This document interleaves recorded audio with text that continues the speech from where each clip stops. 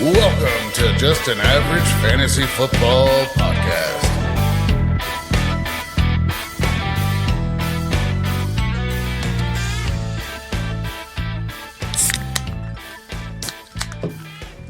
Yes.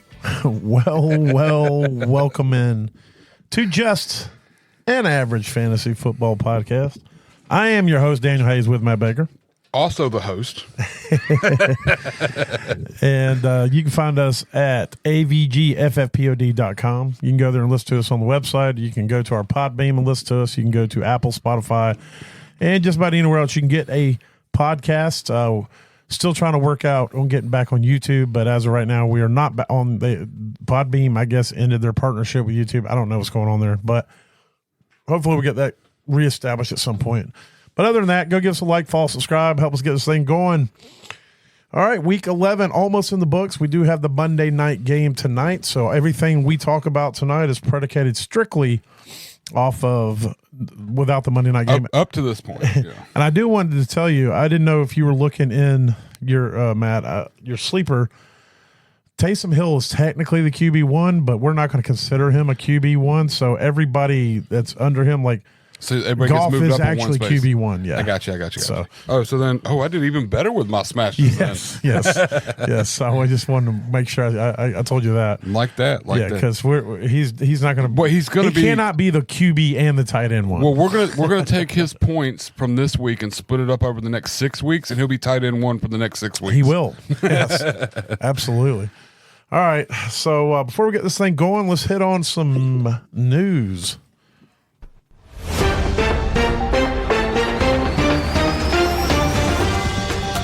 All right, as it is generally with a Monday, there's not a ton of news, like known news, because you still have a lot of questionables and so didn't practice. And I don't really dive too much into that, but some known stuff that we have heard about. Brock Purdy is dealing with some day-to-day shoulder. Yeah, you're right. Shoulder soreness. So that's definitely something we need to monitor going in next week. So, you know, the way the 49ers talk about injuries, they'll be like, oh, yeah, he's just a little sore, and then he'll be out 8 weeks as he goes to Germany to get injections for shoulder tendonitis or something. Exactly. So in both shoulders. Yes. So we just need to keep an eye on that and be prepared for the worst. Speaking of the worst, Gabe Davis is going to be out for the season with a meniscus. I don't know I guess it's a full tear. But either way, he's going to be out for the season as he gets his knee fixed. Let's see. Tajay Spears is in concussion protocol. So, you know, keep an eye on that. Let's see. Big news. Get your thing right. Tommy DeVito is now going to start for the New York Giants. Oh man, I know it's on here somewhere. Drew Lock is the number 2 quarterback, and they have moved Daniel Jones to number 3. Bruh. It's hard to remember which one it is. It's this one right here. Oh my God! Who the hell cares? I need to. I don't think the only way this really matters for me is I'm in several dynasty leagues where I'm riding dirty with very thin quarterback rooms in super flexes. In a couple of them, I only have 2 quarterbacks, and I've been, you know, trying to do a hodgepodge of players in my super flex on bye weeks or if somebody gets hurt. And so I did go put in a lot of waiver claims for Tommy DeVito because a lot of people didn't realize, I guess, that you can, if he's not playing, the waivers will run. They'll run. Yeah. So I've got a bunch more that are going to run first thing in the morning this Tommy DeVito. So we'll see if I'm the only one that that's going to still get it, because I got some late morning waivers on him in a few leagues, and I got a whole bunch more waiting. I probably need to put in one. I got 2 leagues. I'm going to be. But for redraft, this doesn't really matter. Yeah, no, this does not apply. And the thing is, you know, I don't think this is a thing of Tommy DeVito is the best quarterback on the Giants. I think this is a thing of Tommy DeVito gives the Giants the best opportunity to get the number 1 overall pick. Except Daniel Jones is doing a damn good job of that himself, except if he gets hurt, then they have to pay him a lot more money than if he is healthy at the end of the season. So they're going to keep him healthy so that he can they can get out for the least amount of money out of this contract and I'm sure they're going to be looking to go for Quinn Ewers or whoever the top quarterback is coming out of the draft. Maybe Deion's boy. I can't Sanders. I can't remember his first name off the top of my head. But Deion's son, who plays in Colorado. If you would have asked me before this all came up, it probably would have been like, bleh. I was just reading an article about him and Travis Hunter earlier today, and I cannot remember. Shadur Sanders. There it is. And then a little bit more news. Darnell Mooney left the game with a hammy. He says it's not serious. The team says it's not serious. But some of these hammy issues will linger and guys will miss a week or two. So I would be prepared for him to miss at least a week. Well, actually, no. Now that I think about it, Atlanta's going to be on a bye this week. So maybe he won't miss a week. Since they're not playing, then he might be all right. He'll get his week down and then. So Atlanta, and while we're talking about it, Atlanta, Buffalo, Cincinnati, Jacksonville, New Orleans, and the Jets. New York. Or the Commanders, Washington. And the Jets.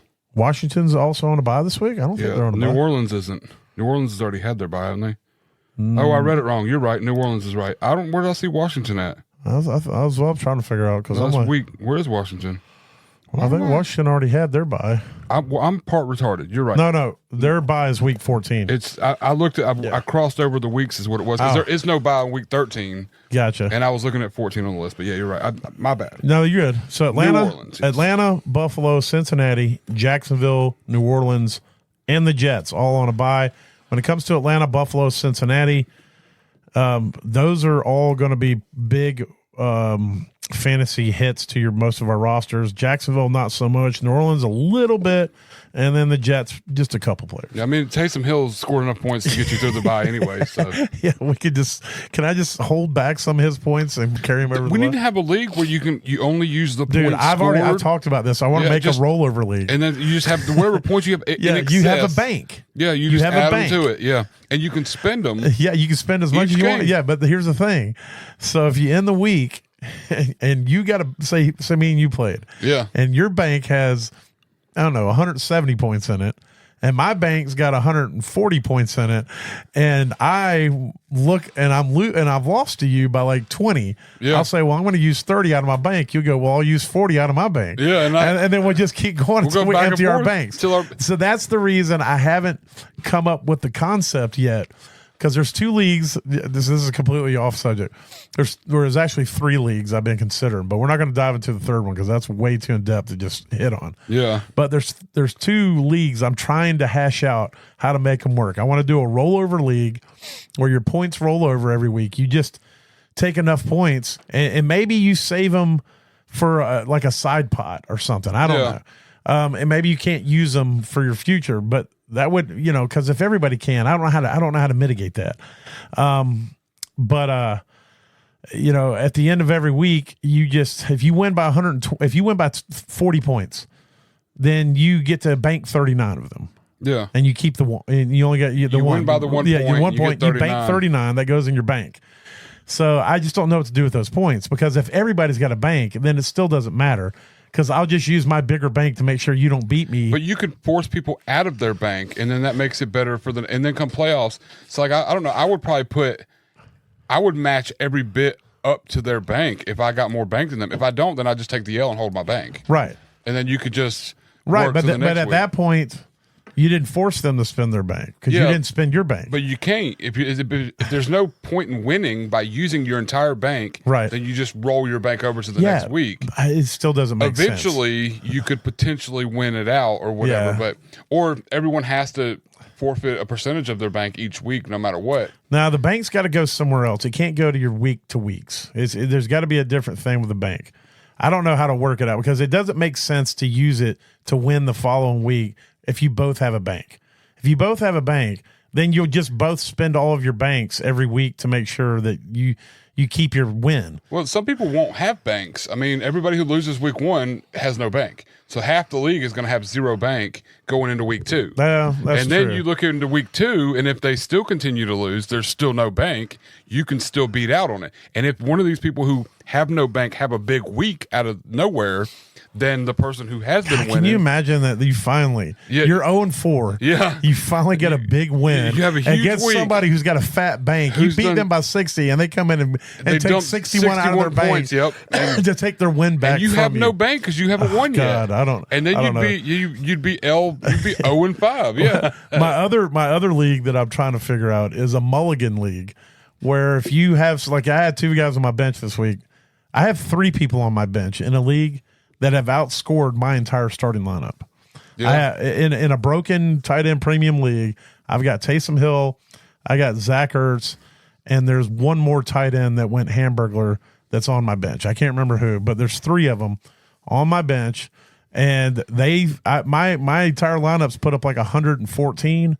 Those 3 put up 120 on my bench. Yeah. And so I was like, man, it'd be nice if I had a mulligan. I could just swap a guy out of my lineup, put Taysom Hill in. But I still haven't figured that out because everyone has a mulligan. So I guess that one would work better because not everyone has somebody on their bench with 60 points either. Yeah, so that not everybody could use a mulligan every week. But if I went and looked at your lineup and said, well, if I use my mulligan, he's going to use his mulligan, I'm going to lose this week. Yeah. So I don't know. I'm trying to figure that one out too. But those are the 2 leagues that I'm trying to figure out a way to do it, that I was thinking about driving down the road. Yeah. Anyway, so I got a couple ideas for some leagues too we can talk about later, but we can actually do a whole podcast on that because I've got a survivor league that I really want to do, but it would require 18 to start off. It would require 18 fully invested people that are going to be absolutely locked in. Yeah. And it's collusions allowed. You're going to start with 2 separate teams. You're going to have, you basically have to pick one team to go against the other team's team every week. And then everybody gets voted. Then your team votes, the losing team gets to vote out somebody on their team, just like in Survivor. And there's also an idol. An idol will be in the free agency. So it won't be like some obscure person that no one's ever going to pull off a free agency. It'll be, there's got to be a host who doesn't play. So there's technically 19 people in the league. One person's the host. He doesn't get to play, but that person picks the idol every week. He'll go into, you'll go into free agency. You'll decide that, I don't know, say Antonio Gibson's a free agent that week. And you'll say, okay, Antonio, you won't tell the league, but you'll make Antonio Gibson the immunity idol. Yeah. And if somebody comes in and picks him up off of waivers, then you'll DM them and say, okay, he's your immunity idol. Yeah. So just so you know. And the host and that person will be the only 2 that know that they have an immunity idol. And just like in Survivor, you have to play the immunity idol before the vote. So if you don't get voted out and you burn that idol, then it's gone. But if you think you're going to get voted out, and you have the immunity idol, and then once the voting's done, you play that idol, you don't get kicked. The next person who got the next highest votes gets kicked. Oh, wow, yeah. Hey. And so, but you got, like I said, you got to have 18 people that are going to be there. You're going to be like collabing. I'm going to be trying to collab with you on, you can even be collabing with the other team. If you're like, yo, I'm going to like it. If you guys will help me on a trade, when down the road, I'll go over here and try to get my team to like do something. Try to screw your own team. You can try to make. I'm trying to create drama. And like I said, collusion's allowed, trades are allowed. You can trade everybody you want to make one good team in your thing. But if everybody on your Survivor team gives you a good player, because like I said, it's only going to be one team. You have 2 teams of 9 to start. Yeah. And then you vote the start which player of the 9's team goes against the other side for the week. Yeah. And that's how you determine who gets kicked. This is, because it's going to be like a guillotine league. Yeah. And then so you can send all the good players to you and say, boom, here's all the good players. Matt's team's going against whoever they vote. But here's the thing. Now you have all the good players and you don't have to give them back. Yeah. Even if you agree, hey, give me all the good players, and then next week we'll send all the good players to so-and-so so they can go. So then you can just say, F you guys, I'm going to keep all these good players and ride this thing to the end. You know what I'm saying? Yeah. And then everybody who gave their good players to you, now they're scrambling. Yeah, trying to figure out how to build their team back up. They got to say, okay, well, we're going to vote him out. But so then if they all decide to vote you out the next week because y'all lost, I screwed them all, and then you won't give them their players back. I better hope I have the immunity idol. Yeah, you better hope. So that's what I'm saying. It could be a lot of drama and people getting pissed off because it's like, yo, he told me if I gave him McCaffrey this week, he'd give him back to me. And it's like, nope. McCaffrey's not gonna mine. happen. Yeah, nope. It's I have that idea, but you got to find 18 people who aren't going to be dicks. You got to understand it's a game within a game. There needs to be some dicks. No. I mean dicks as in get their feelings hurt. Oh yeah. I get that. Yeah. Because I'm trying to create the whole Survivor atmosphere of collusion and breaking promises and drama type shit. I was thinking about like a call out league where in the beginning of the season each teams get to call out what team they want to play. So after week 1, the last place team gets the first opportunity to choose what team they play the next week. Okay. And then each one up from that, what's left over. That way you get to try to, I can beat them, that kind of thing where you get to call out a particular team in redraft. And each week, whoever's in last place, like the lowest scoring team, gets to try to call out the next team. And you get to try the lowest team calls out? Starts first, yes. They get to call out the team they think they're going to be able to beat the next week, if that makes sense. So you can kind of try to work towards getting your wins, or you just get your ass kicked for talking shit thinking you're better than the other person. and it kind of just it has that similar play on it, but you get to go, like I finished last this week, I scored 90 points or something. I can go, well, I would have beat them had that. Fuck that, I'm gonna play that team, try to get a win, and it could easily backfire. As volatile as some of the weeks have been, it would just be kind of cool to go, I want to play them and either lose or win. So basically, we're both trying to create leagues where people get pissed off and want to fight each other. Yeah, you try to fight each other. Yeah, I'm trying to get out here and like George Pickens some people, or with Puka Nacua, throw a right hook at him or something. Well, speaking of getting pissed off and wanting to fight somebody, we're going to roll into fuck that guy. So we did not divvy these up. So I'm going to read them, and then we're just going to. Yeah, call them. Yeah. And if I got anybody that you don't have, or if you got anybody I don't have, we'll go with it. Oh, that's right. You did make your list. I made a list, but you just call. All right. And we'll say it. And then if anybody shows up, I want to start it out with a very, this one's kind of personal. I try to, generally we try to say these are all lighthearted, yada. Sean Payton. That motherfucker, dude. He plays so many games with you, with people. He has to do it on purpose with his butthole lips. There. Yeah, and he, Audric Estime. He's the guy. We're gonna roll with him. It was Tyler Batty at the beginning of the season until he got hurt. And no. And then Javonte Williams gets all the damn touches. So we all go and dump all our fab. We go hype up this Estime guy, and then he gets 4 fantasy points or something. I don't even know if he got that many. I think he finished with it was 4. And a half point. Yeah, because it was. I had it wrote down right here. It sounds pretty high, but I was just like. So I just want to say to Sean Payton, who is a good coach but is a dick. Fuck that guy. All right, who you got? I got. I'm gonna throw. Like I said, we didn't divvy any list up. I'm just gonna go with a couple wide receivers. Hit them. I'm gonna go with scratch them off. Devonta Smith. 4.9 points. I mean, you're a dude that's supposed to be the guy, and it's been like 3 weeks now. It's been really low. It's been trash. Really low. He is Philadelphia Jalen Waddle. Jalen Waddle's next. Good call. 4.7 points this week. Yes. Jalen Waddle and Devonta Smith are the same person. It's two guys who we all drafted, and Jordan Addison. Although Jordan Addison had a touchdown. He had so a week, Addison, a little bit Devonta of a Smith, and Waddle are all the same player. This is not the year of wide receiver twos for a team at all. They're not even viable. It seems like almost droppable in redraft. Waddle. Well, it's not the wide receiver twos we wanted. It's the year of like the Darnell Mooney wide receiver twos. I mean, exactly. Yeah, it's the other ones. The Juwan Jennings. Wide receiver threes or whatever. But but to Devonta Smith and Jalen Waddle, I mean, God, it sucks so hard. I've dropped Waddle in 2 leagues, and I definitely will be dropping him in the other league. In redrafts, absolutely. I can't do anything with it. I mean, it's these are guys that it's like I hear there's another podcast and they talk about landmines, especially when you get to later in the season. You have these players who just been killing your roster. Yeah, you've been holding them. You just drop them the waivers and let somebody else go scoop them up, and now they set that landmine in the other person's lineup for them to get 4 fantasy. Exactly. Yeah. Exactly. But yeah.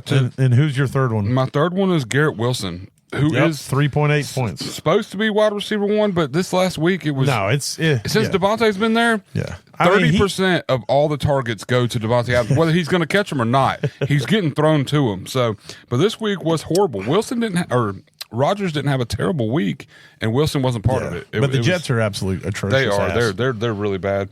So did Devonta Smith, Jalen Waddle, and Garrett Wilson. Yeah, fuck those guys. All right.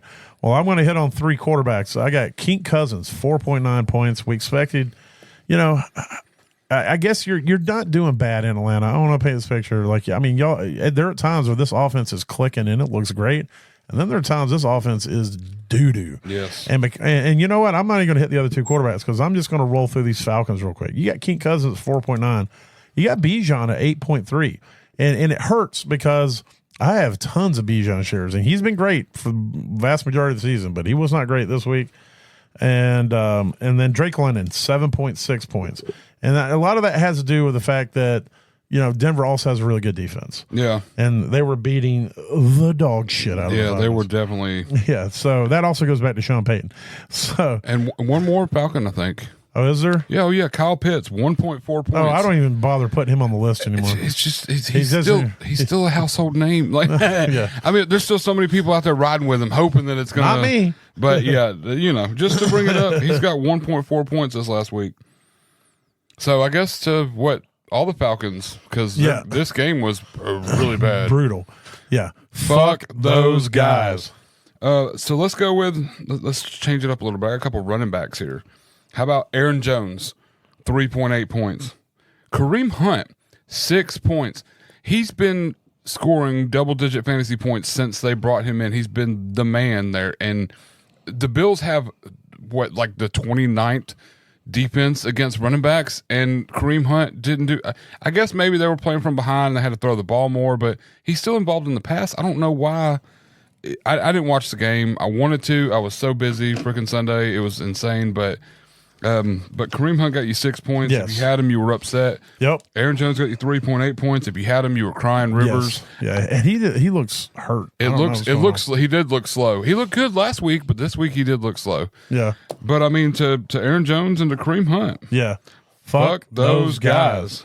All right, I got 2 quarterbacks. Russell Wilson, 7.3. Now, generally Russell doesn't make this list, but he was supposed to ball out last week. It was a good matchup. Yes. It should have been a good. They still won, but it was because their kicker was legendary and their defense is legendary. Yes. Yeah. And then Jaden Daniels, 14.4. Welcome to the list, big guy. I don't know if you were on it last week. Let's see. We can go back. I think he was on it last week. I think he only scored 2 weeks in a row. So, 2 weeks in a row. Yeah. Now. So we need to get it together, man. Bo Nix has usurped you now as the best rookie quarterback going. So. It's time for you to reclaim the throne next week. So Jaden Daniels and Russell Wilson, fuck those guys. All right, I got a couple more household names, as we call it, wide receivers. How about D-Hop? Yep. Scored you a big 4.4 points this week. Yep. Debo Samuel, 4.1 even points. Less, yep. Like, what's going on with this? Yeah. And honestly, I put this guy on the list, but I kind of regret I did. Tyler Lockett got you 2.9 points. If you were playing him, it was in desperation. Yeah, he's old as JSN is the dude there, is the new dude over Lockett. DK had his points, but JSN is just he's eating over there, if you want to throw another one, we can throw Terry McLaurin, 1.5 points. 1.5 points. Yeah, that was me. He did. I know. I'm getting the win in double come against you this week because Terry did so. Absolutely, it's scary. Terry. There was other reasons. I mean, my team did well. But that was a major. That was a big factor. part. That was a big part of Kelsey. it. Yeah, Kelsey was another big part of it. So but to those wide receivers, fuck those guys. All right, I'm going to clean up these running backs I still got on my list over here. Jonathan Taylor, 6.5 points. Your offense was clicking. Your quarterback was clicking, but you were not, sir. Nope. Kyron Williams, 8.6. I have a lot of Bijan with Kyron, and man, did I pay for that this week. Yeah, that definitely hurt. And then Derrick Henry, Wait a minute. I'm not Derek. I didn't put him on my list because I don't want that. I don't want that on me. don't tell anybody. He doesn't belong ever on this list because I mean, we just he's geriatric. We got to give him a little bit of leeway. Geriatric. He is in football years. No, but that dude's found the fountain of youth. He's a dinosaur. Dinosaurs don't get old. And also in usage years, he's probably older than any other running back as much as he gets used. But yeah, so to Jonathan Taylor, Kyron Williams, and Derrick Henry. Yeah, fuck those guys. All right, let's start with this vast list of tight ends who blow balls this week. Evan Ingram, 5.3 points. That's her. And you know what? I want to tell you, I was like, red alert. Yeah. Evan Ingram might be somebody you need to be getting out of now because that offense is atrocious. I don't expect Trevor Lawrence to come back. We'll see what happens. They're going on a bye this week, but Mac Jones is nobody's answer for anything. Nope. Like even if his mom calls, he's not answering. He is the answer to one question. Who is one of the worst quarterbacks in the NFL? Yeah, no, he's Mac Jones. He's part of that answer. Now, it did take Sam Darnold 3 or 4 teams before he found someplace, but I don't see what I see in Darnold and Mac Jones. So no, but Mac Jones is garbage can. Another Pat Freiermuth on the back of Russell Wilson sucking balls this game. 2.4 points. Yes, hurt me at so many places. Yep, I have Freiermuth and Cade Otton is my tag team tight ends for the year. Cade's on a bye this week. Well, so is Freiermuth. And apparently Freiermuth was as well. 2.4 points. And I have a feeling you're going to have these other two and want to speak about them, so I'm going to go with my other one that might not have been on your list, but Mike Gesicki. Yeah. I scored just as many fantasy points as you did. You should have been a guy. I'm so done. I'm done with Mike Gesicki. He had 2 clean targets and dropped both of them. This is the same story with Gesicki. His entire fucking career, dude. It's everywhere he goes, we're all like, "Oh, it's time for Gesicki." He'll have like one flash game, and we'll all be, "It's finally Gesicki time." We told you. He's great. He can catch the ball, and then he fucking disappears. I am over Gesicki. I'm getting rid of this dude. I don't care if he turns into the greatest tight end and goes to the Hall of Fame moving forward. I'll never have this dude on the team again. I promise you, he will not. He's got stone hands. Yeah. Every other game, I don't know. It was just I'll take Tanner Hudson over Gesicki every week. Same. I mean, he got 3 targets and caught 2 of them for short yardage, but Gesicki got 2 good, clean targets. One of them would have been a first down they needed, and it didn't happen. But yeah, no. Gesicki is the Mac Jones of tight ends. Yes, true. But so to those tight ends, and specifically Mike Gesicki, Ingram, and Gesicki. Yeah, Gesicki. Yeah, go sucky. Yeah, fuck those guys. All right, I got some tight ends. You got some tight ends. Yeah, we're gonna kick off one right here. Mark Andrews. Mark motherfucking Andrews. Back to his old ways of blowing ass and sucking balls. We thought you were coming back. Nah. He's like, nope. I'm still that dude that sucks balls and ass. Not here, not in a good way. I'm not here for this at all. Yeah. So 3.2 points. You know what? Fuck that guy. And then I got 2 more. And they're for completely different reasons. Kind of for the same reason, I guess. Yeah, one's for one and one's for the same or different. I get that Travis Kelce doesn't give a shit about stats. Yeah. I've heard him say it. He only cares about wins, and that's great. Go block your face off. Go do all that stuff. But you're not an alpha dude. You're not. You're just a really good dude. You're a super nice guy, and you're like, hey, give Noah Gray all the passes. I'm cool with letting the young guys catch all the passes.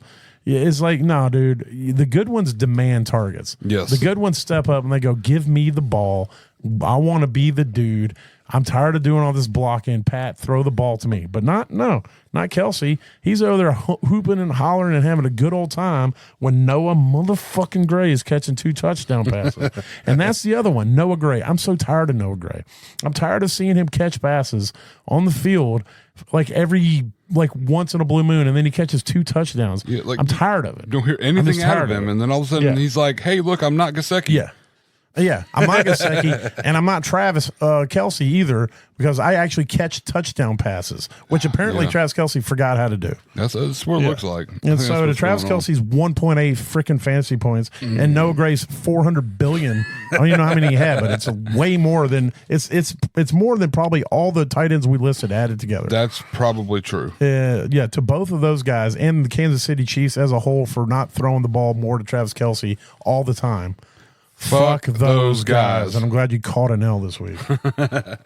That's why you lost. You didn't play Kelsey. Yeah.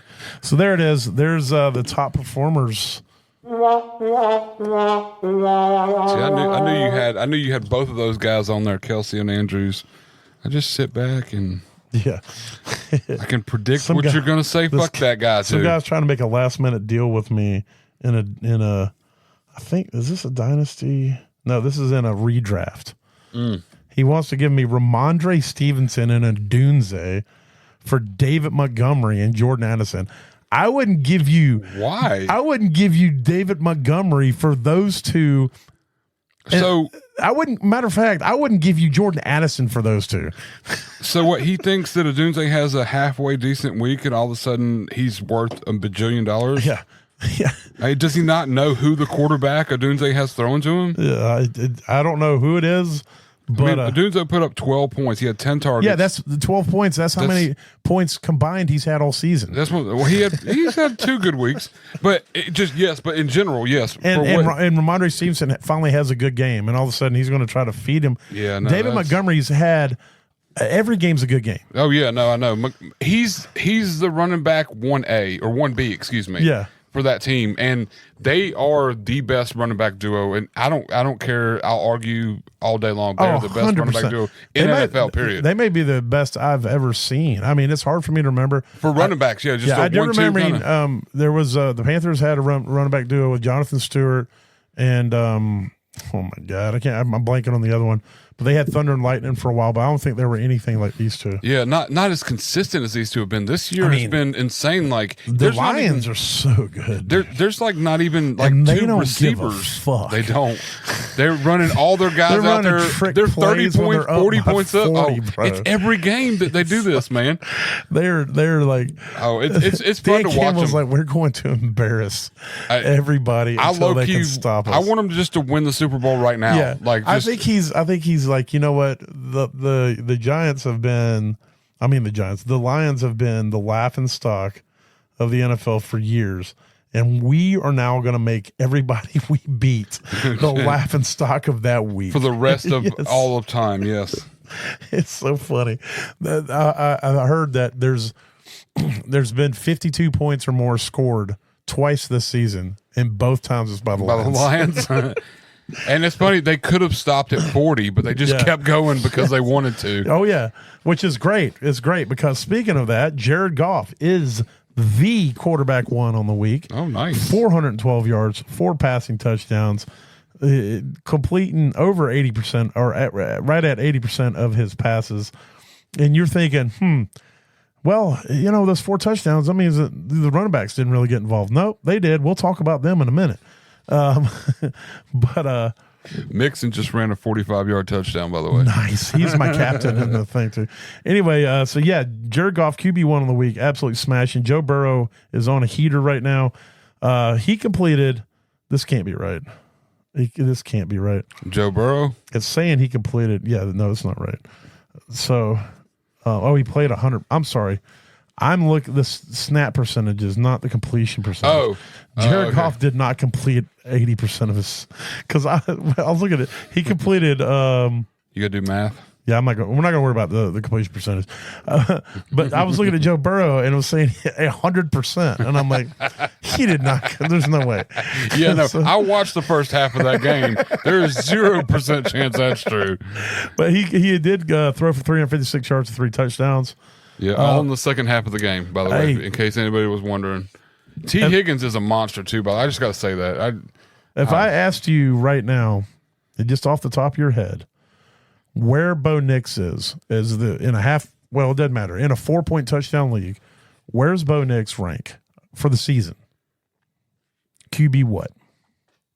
8, 9. You're close. QB 7. Oh wow. Okay. Yeah, and you got to think the first part of the season it was pretty buns. Yeah. And so no, I know he's been on a heater as of late. He is clicking with that offense. They're beating the shit out of the NFC South specifically. Yeah, but their defense is humming. But he threw for his first 300-yard passing game, 307 yards. He threw four touchdowns. Matt Stafford, 261 yards and a tud. QB 5, QB 6. Brock Purdy with his sore shoulder. There Man, it is. That's fucking me up. 159 yards, 1 passing touchdown, but he also rushed for a touchdown. Dude's been using his legs a lot more this year than he has been in the past. Yeah. Jalen Hurts, QB 7, 221 yards, no passing touchdowns. He did get a rushing touchdown. It's been kind of low scoring overall. And then Geno had he's QB 8, 221 yards. Oh, never mind. I know what happened. I clicked rushing touchdowns. I'm like, this doesn't make sense. Let's go back up to Joe Burrow. Bo Nix, QB 4 on the week. After that, Matt Stafford, QB 5 on the week. I reshuffled. Brought it all back to where it needs to be. I got So now I'm back to where Jameis Winston. There we go. Now we're back. 395 yards, 2 passing touchdowns. That dude is slinging it everywhere. I heard today that most quarterbacks, when they get pressure, they check it down. And they said that Jameis Winston chucks it down, which means he just closes his eyes and chucks as deep as he can. That makes a lot of sense. Like for life. God, yes. That was like, I think he was taught that in like high school. Well, he does or try to force it a lot. He does. Yeah. He does. Whether they want it or not. Anthony Richardson, I did hear this. He completed like over 60% of his snaps. Passes. I would say probably his snaps too. Yeah. He played 100% of the snaps, 272 passing yards, 1 passing touchdown, 2 rushing touchdowns. And if that's how he's going to play moving forward, he's going to be. He didn't say uncle that whole game. He played. Yeah. He did not tap out at any point in that game. That's a good point. Josh Allen just doing what he does, 260 yards. He owns the Chiefs in the regular season, but not in the postseason. No. He had a rushing and a passing touchdown. That rushing touchdown was legit. Mm-hmm. I did not see it live, but I saw the replay. Yeah, I went back and watched it too. I had to. Justin Herbert, proving that old dogs can learn new tricks. We are learning that a coach and a offensive coordinator who generally like to run the ball can decide that they want to start passing the ball. The whole damn game. Yeah, and they've been doing it consistently. And apparently Harbaugh is in love with Justin Herbert. 297 yards, passing, 2 passing touchdowns. If they're going to let Justin Herbert look at that rushing yards, though. I mean, he had a couple big 65 runs. rushing yards. That was a big game, and I think this is looks what we've been healthy. asking for. Well, he looks healthy. I think like early in the season, it was kind of like laid back. He wasn't taking chances. He wasn't like pushing the defense or nothing. But the last 2 or 3 games, he's got wheels. He's out there running all. He's doing really well. Sam Darnold getting back on track a little bit. 246 passing yards, 2 passing touchdowns, and a rushing touchdown. Then Tua, 288 yards, 3 passing touchdowns, getting on track a little bit as they get the win against Vegas. And then Jordan Love closes out the top 12, 261 yards and 1 passing touchdown. So we'll go to the running backs. Let's see. It's a good thing they don't classify Taysom Hill as a running back as well, or he'd be close to being an RB1 this week. He might have been the RB1 this week. Saquon Barkley is the RB1, 146 rushing yards and 2 rushing touchdowns. This dude, I think that he has he turns into vapor sometimes, and he just like turns into a mist and passes through defenders. People, yeah, dude is magical with his eyes closed and his back facing them. As he does a reverse teabag. Exactly. Breece Hall, 76 rushing yards, 43 receiving, had a touchdown on both sides of that. David Montgomery, 75 yards, rushing, 20 receiving, and 2 rushing touchdowns. And it seems like he's always getting rushing touchdowns. Josh Jacobs, thank God for the passing game. He had 76 rushing, 58 receiving, and a tud on the ground. And then Jahmyr Gibbs is what we talked about. You know, Goff throws 4 touchdowns, and then there's 2 to Montgomery, and Jahmyr gets a rushing touchdown as well. Exactly. On top of 69 yards, nice rushing, and 54 yards receiving. Devon Achane, when Tua's out there, that dude is absolute money. RB6 on the week, 73 rushing, 32 receiving, and a rushing touchdown. J.K. Dobbins, I expect his numbers to go down, but I've been expecting it. But they've got a really tough running schedule coming up next few games, so I'm going to have to monitor that. But he's still good this week. 56 receiving yards and 2 rushing touchdowns. 56 rushing yards, 2 rushing touchdowns. James Cook, he didn't have a ton of work, but he had 2 rushing touchdowns. And then Chase Brown, he's the dude. He's money. 86 rushing yards, 57 receiving, and he saved the week just on volume alone. So glad I was on him so hard last year. Yeah. It's been gold. Javonte Williams, again, we talked about that. He is apparently still the dude. This week. Yeah, this week. he's the dude, 59 rushing, 28 receiving, and a rushing touchdown. So crazy. Let's roll over here to receivers. Amon-Ra St. Brown at the top where he likes to live. 11 receptions, 161 I love yards. that so hard. Yeah. And it was 11 targets. He caught every damn one of them. 2 receiving touchdowns as well. Cooper Kupp, 6 receptions, 106 yards, and 2 touchdowns. T. Higgins coming off of an injury and absolutely dominating. 9 receptions, 148 yards, and a tud. Jerry Jeudy finally getting some love. He caught that deep pass. Yeah, huge bomb. Yeah, Yeah. it was like 71 yards or some crazy shit like that. Longest in Browns history, I think it was. So 6 receptions, 142 yards, and a tud. Jamar Chase, 7 receptions, 75 yards, and 2 tuds. Puka Nacua, all he does is catch passes. 7 receptions, 123 yards, and a tud. Jameson Williams, 4 for 124 and a touchdown. Juwan Jennings, he's doing what we wish Brandon Ayuk would have done. yes. 10 receptions, 91 yards, and a touchdown. Nick Westbrook-Akine, I told you he was better than Juju. Oh, yes. I've been saying it since day one. Yes. 2 receptions, 117 yards, and a touchdown. Christian Watson finally getting back involved with things. 4 receptions, 150 yards. Josh Downs, 5 receptions, 84 yards, and tuds. Nice to see that because you were worried that there'd be some fall off with Richardson, but it seems like he's still. I mean, that dude, he's a electric. good receiver. He's man. electric. He really is. He really is a good receiver. Jackson Smith and Jigba, 10 receptions, 110 yards. He is emerging as the dude, like you said earlier. Marquez Valdez-Scanlon, I think that they're learning how to use him better. I mean, he only had 2 receptions, but they don't, when he was with the Chiefs, it was always just go routes and then try to bombs. What Derek Carr is Just doing put it in his is hitting him hands on out some, there and he can hitting him on some crossing routes underneath and letting him take it downfield. But 2 receptions, 87 yards, and a tud. And then Tyreek Hill, 7 receptions, 61 yards, and a touchdown. And we'll close out the top 15 with Elijah Moore, 6 receptions, 66 yards. That's a Devil's number, and 1 receiving touchdown.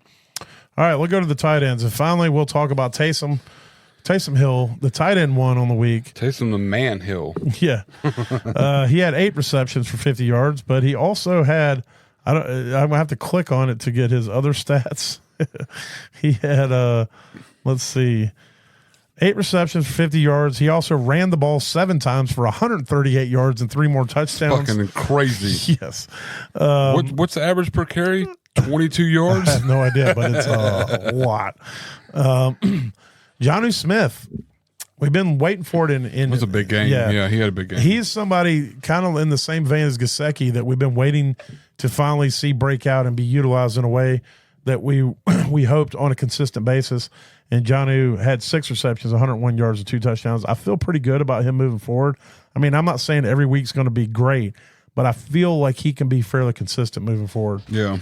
Brock Bowers, 13 receptions. He is that offense, 126 yards and a receiving touchdown. Rookie record, too, for tight ends. Yeah, that 13 dude receptions is in the game. Yeah. He's unbelievable. Noah motherfucking Gray, 4 receptions, 23 yards, but 2 touchdowns. Will Disley, 4 receptions, 80 yards and a touchdown. Love that, yeah. Yeah, Zach Ertz, 6 receptions, 47 yards and a touchdown. And then David Njoku, 9 receptions and 81 yards. You love to see it. So there it is. There's the top performers of the week. And now we're going to roll into some toast or roast. Boom. All right. I'll go ahead and kick this off. We'll talk about the stream. Well, I guess we'll start with the streamers. Yeah, let's start with streamers. That's not as important. I mean, Yeah. it's not our smash, but streamers or whatever. I did not do good with the streamers. I'll go ahead and say I that. did not either. So I had Russell Wilson. You also had Russell Wilson. same, yeah. 7.3 points. We don't have to talk about that one. We don't have to talk about I doubled down on the Steelers. I shouldn't have done that. I had Pat Freiermuth at tight end, 2.4. Who'd you have? Knox at 6 points. Yeah. I mean, it didn't like kill you like if you needed it, but it wasn't good. It wasn't good. My defense was I. It was the defense 10 on the week. I had Miami versus Las Vegas, and they scored 6 fantasy That's points. the same defense I had too. Yeah. Was Miami scored 6. So yeah, we did. That's kind of we a had some toast. similars. Yeah. It's Well, let's get to the real meat. I'll start with my don'ts, and I also did not do. I did okay, I guess. I had Jordan Love and Caleb Williams. I'll eat it on Jordan Love. He was the QB 11 on the week. That rushing touchdown's probably what got it. Yeah, it got called back, and then he had to take it in himself. I will say that I did play Bo Nix over him everywhere I had Bo Nix. So I did follow my own advice. I even played Russell Wilson over him, which I wish I wouldn't have done that. Yeah, same. And then Caleb Williams, he was the QB 19, but he didn't kill you at 16.2, but he definitely didn't win the week for you. Yeah, no. So I'll take on those, but I'll take my toast on my running back, Tony Pollard. He was the RB 35, 3.9 points, and I'll take mine. But I'm not going to take a full one because I kind of mailed it in with Tony Pollard. Nobody expected him to do anything great anyway. I'll admit that. So how'd you do on your bottoms? So I followed the advice of the NFL community and said Audric Estime was probably going to do decent since he wasn't owned anywhere. Yeah. And the percentage went, I looked the next day, it was 7% owned before, and it was 49% owned the next day, but he only got you 4 points. So, I mean, as far as the Baker's bottom, 4 points is it's 4 points. It's 4 points. Yeah. I mean, it's not great, but I then said, we got to go with Nick Burnett, man. It's his week. He's owned in 0% of leagues, and you know what? He got you some points. It wasn't a lot. The pattern stayed true. It did. It held true. Yeah, the pattern stayed true. He did not true. get 0. Yeah. He went 1 for 1 for 6 yards, so he got you 1.1 points. So actually, no, he got you 1.1. You're right. Yeah. And then I said MBS versus Cleveland is your wide receiver. He's owned in 2% of leagues. I already know. 15.7 points. Like that almost evens it out. Because if you played all 3 of them, then you would have gotten 21 points out of all 3 of these guys. Hell yeah! So that's 7 points each. Exactly. I mean, it would have definitely evened out to where everybody gets a little bit. So. But yeah, no, MBS worked out. The other 2, not so much. But. Yeah, well, we kind of both hit it on the same on those. Yeah. So go ahead and talk to me about your smashes. Since yours, you said you did so good. How'd you do on your QB smash? So my QB smash was Justin Herbert against the Bengals. QB 8 as of right now, 23.38 points. That's top 10. That's pretty good. A little cheers on that one, sir. He did pretty good this week. All right. Well, my QB smash was the QB 1 on the week, Jared Goff. Nice. 37.5 fantasy points. Smash I'll take it. that. Yeah, hell yeah. Toast it up. All right. And then my halfback smash. It's a little early for that, right? I called Nick Chubb. I said, this is going to be the week that Nick Chubb reminds everybody who the fuck Nick Chubb is. And it was not the week. I played Jerome Ford in 3 leagues over Nick Chubb. And how did he do? 7.9 points. Yeah. Just over Nick Chubb. Yeah, Nick because Chubb got 5 fantasy points and a half point. Well, Jerome Ford gets the passing work. Nick Chubb does not. So, but yeah, that one was tough. Well, who's your running back? My running back smash this week was Josh Jacobs versus the Bears. RB4 on the week. Was a good call. 21.4 points. All right. Well, who was your wide receiver? This one is not as good as the rest, but I went with Khalil Shakir for the Bills. Yeah, he wasn't terrible though. He got you 11 points, wide receiver 28. I mean, we'll give a little bit. We'll give a little bit of. All right, good. Yeah, just a little bit. Yeah. Because I'm going to give you love. Because I want you to give me love. Because I had George Pickens. He was a wide receiver 21 on the week. That's still good. 12.9 fantasy points. So I'm going to take a little bit of.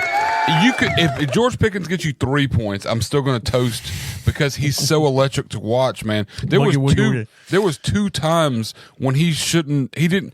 I don't even think he advanced yardage when he got the ball. He sidestepped 3 times, sidestepped 2 times, and then ran into the guy and fell over. There was one where he dodged 4 guys all within like a half yard, and then still got tackled. Right where he got it. Man, I love watching it. He's becoming more hilarious and hilarious just to watch play the game. Sometimes he does extra moves, which is even the best. Yeah, I love it. I love it. All right, well, George Pickens, wide receiver 21, but I'll take it. But I'm going to definitely take this one. Will Dissly versus Cincinnati. He was tight end 5 on the week, 16 fantasy points. That's really good. Yeah, he had a good week. And who was your tight end smash? My tight end smash was Njoku versus New Orleans. Tight end 7 on the week. Yeah. Put up 14.6 points. So we did good. I feel pretty good about our smashes. Overall, this was a good smash week. Yeah.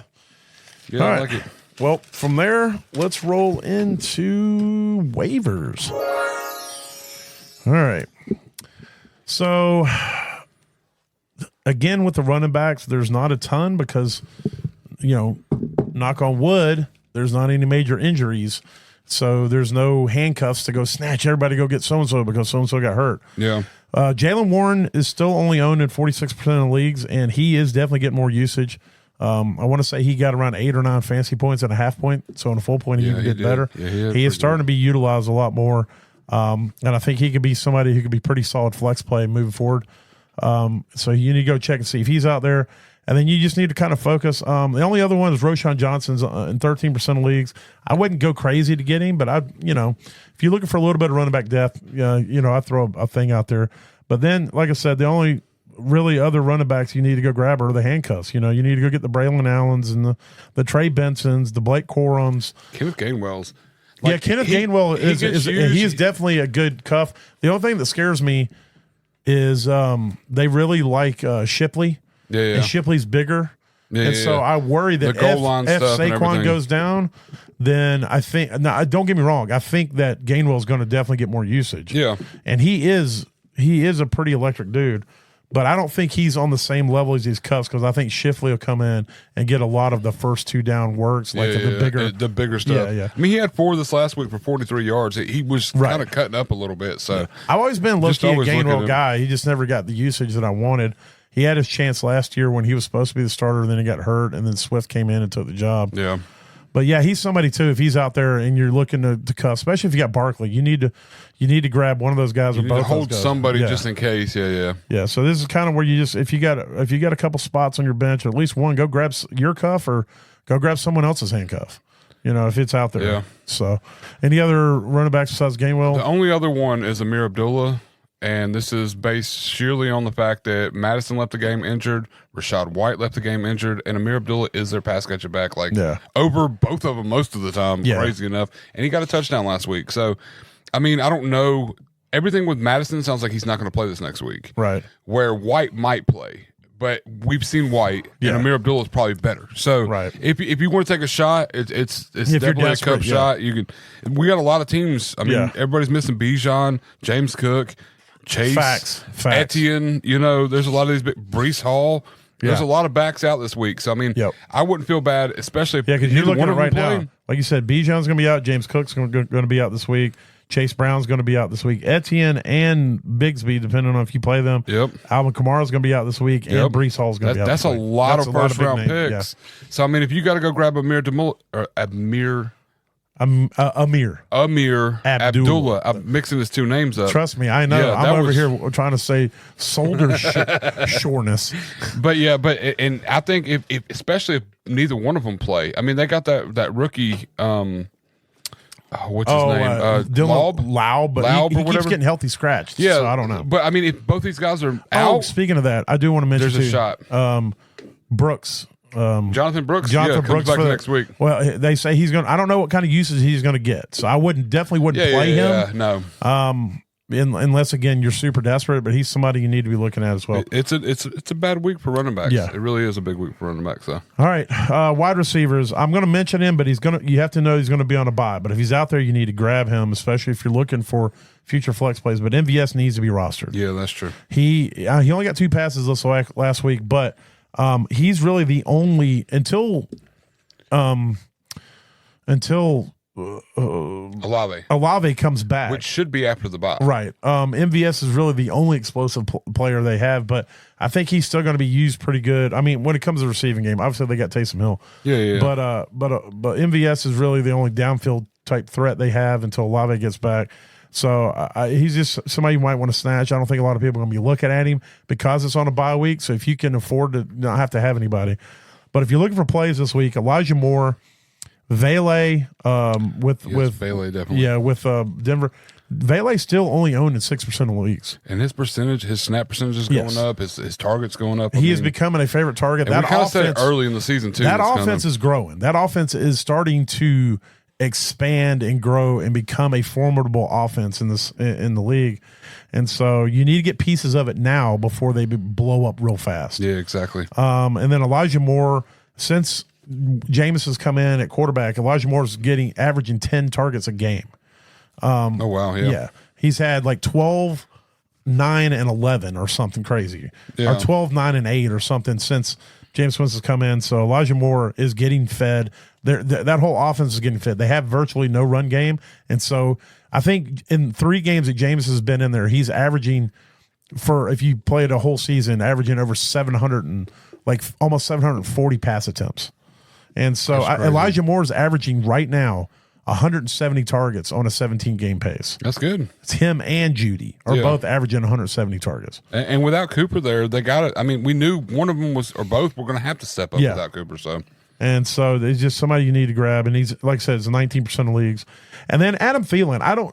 Here's the problem I have with Adam Thielen. I don't know what Adam Thielen is going to be in this offense when he gets back, but I do know what he was the last time he played with Bryce Young. Yes. He was the one getting fed. There's no Deontay Johnson there anymore. So there's going to be somebody that's going to be that chain mover. And if he's healthy in that offense, he could be pretty viable. There was a period last season where in a horrible Panthers offense, Adam Thielen was like the number 6 wide receiver in the league. He was getting fantasy. Yeah, he was getting 60, 80 yards a game. Yeah. On 6 targets, and then a touchdown here or there. And so he's going to be out there on a lot of your waivers. He's only owned at 34%. So is there any other wide receivers that I didn't hit on? Just Alec Pierce, and this is because this is the first time I've seen with Anthony Richardson under center that he actually utilized Alec Pierce. He put the ball downfield. He landed 2 on Pierce that was freaking beautiful. I was shocked and surprised. And Pierce, I mean, he got this last game. He had 4 targets. He only caught 3 of them for 74 yards, which is still really big. But he's a boom bust guy. But if he booms, he's going to boom nice. This is 2 weeks in a row. He's got you double-digit points, and if you look at full season, I mean, he's got you 21.17. A couple bad weeks, but 22. But they play Detroit next week, who is tough. But then New England after that.